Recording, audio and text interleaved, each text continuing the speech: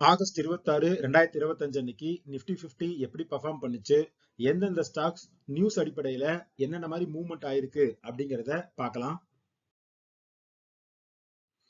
இன்னைக்கு Nifty 50 நெகட்டிவ்ல close ஆயிருக்கு. இன்னைக்கு ஒரு நாள்ல மட்டும் 1.02% வந்து கீழே விழுந்து 24,712 வந்து க்ளோஸ் ஆயிருக்கு.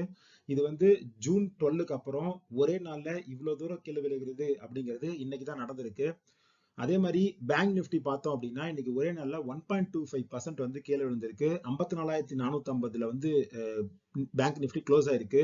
Canara bank, bank of Baroda, Punjab national bank, IDFC first bank இவங்க எல்லாருமே 2%க்கு மேல கீழே விழுந்திருக்காங்க.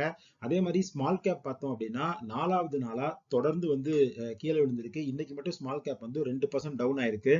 நிஃப்டி 50ல இருக்கிற செக்டரல் சைடு பார்த்தோம் அப்படின்னா எஃப்எம்சிஜி வந்து இன்னைக்கு நல்லா கெயின் ஆயிருக்கு. ஓவரால் மார்க்கெட்டே வந்து வீக்கா இருக்கும்போது எஃப்எம்சிஜியில் இருக்க ஸ்டாக்ஸ் வந்து நல்லா பர்ஃபார்ம் பண்ணியிருக்கு. பிரிட்டானியா, ஹெச்யூஎல் இவங்க 2 பேரும் நல்லா பர்ஃபார்ம் பண்ணியிருக்காங்க. அதே மாதிரி செக்டரல் லாஸ் அப்படின்னு பார்த்தோம்னா ரியாலிட்டி செக்டர் வந்து நல்லாவே அடி வாங்கியிருக்கு. ரியாலிட்டியில இருக்கிற காத்ரேஜ் ப்ராப்பர்ட்டிஸ் வந்து அந்த செக்டரையே வந்து கீழே இழுத்திருக்கு. அடுத்து இன்னைக்கு ஸ்டாக்ஸ் மூவ் ஆனது நியூஸ் அடிப்படையில எப்படி மூவ் ஆயிருக்கு அப்படிங்கறத பார்க்கலாம். இன்னைக்கு ஓலா எலக்ட்ரிக் வந்து 4.63% வந்து அப்பா இருக்கு. அதே மாதிரி ஏத்தர் எனர்ஜி வந்து 3.3% அப்பா இருக்கு. இதுக்கு முக்கியமான காரணம் என்ன அப்படின்னா ஓலா எலக்ட்ரிக்கோட ஜென்3 ஸ்கூட்டர்ஸ் வந்து பிஎல்ஐ சர்டிபிகேஷன் அப்டைன் ஆயிடுச்சு அப்படிங்கிற நியூஸ் வந்துச்சு. ஸோ அதனால கவர்மெண்ட் கொடுக்குற அந்த பிஎல்ஐ இன்சென்டிவ் வந்து ஓலாக்கு கிடைக்கும். இதன் மூலமா அவங்க ப்ராஃபிட் இன்க்ரீஸ் ஆகும் அப்படிங்கிற நம்பிக்கையில இன்னைக்கு வந்து மார்க்கெட்ல இந்த ஸ்டாக் வந்து ஏத்திருக்காங்க. பட் இன்னையோட இன்னொரு நியூஸ் என்ன அப்படின்னா ஏத்தரோட ரெவன்யூ பர் ஸ்கூட்டர் வந்து 12% டிப் ஆயிருக்கு.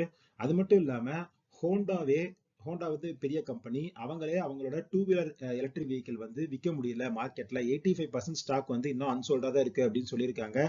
காம்படிஷன் வந்து ஹெவியா இருக்கு. பஜாஜ் அண்ட் டிவிஎஸ் வந்து நல்லா பர்ஃபார்ம் பண்ணிட்டு இருக்காங்க. அடுத்து பிரிட்டானியா வந்து இன்னைக்கு 3.87% வந்து அப்பா இருந்தது. அதுக்கு முக்கியமான காரணம் ஆகஸ்ட் 15 அன்னைக்கு பிரைம் மினிஸ்டர் சொன்ன மாதிரி ஜிஎஸ்டியில வந்து சேஞ்சஸ் வரப்போகுது. அதுல பிஸ்கட் வந்து 18% இருந்து 5%க்கு மூவ் ஆக போகுது அப்படிங்கிற நியூஸ் வந்தங்காட்டியும் இன்னைக்கு வந்து பிரிட்டானியா வந்து அப்பா இருக்கு.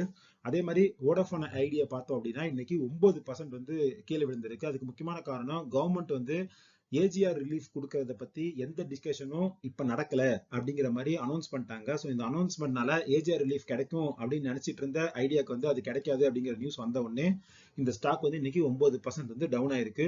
ஸோ இதெல்லாம் தான் இன்னையோட நிஃப்டி 50 அண்ட் ஸ்டாக் ஸ்பெசிபிக் மூவ்மெண்டோட அப்டேட்ஸ். நன்றி.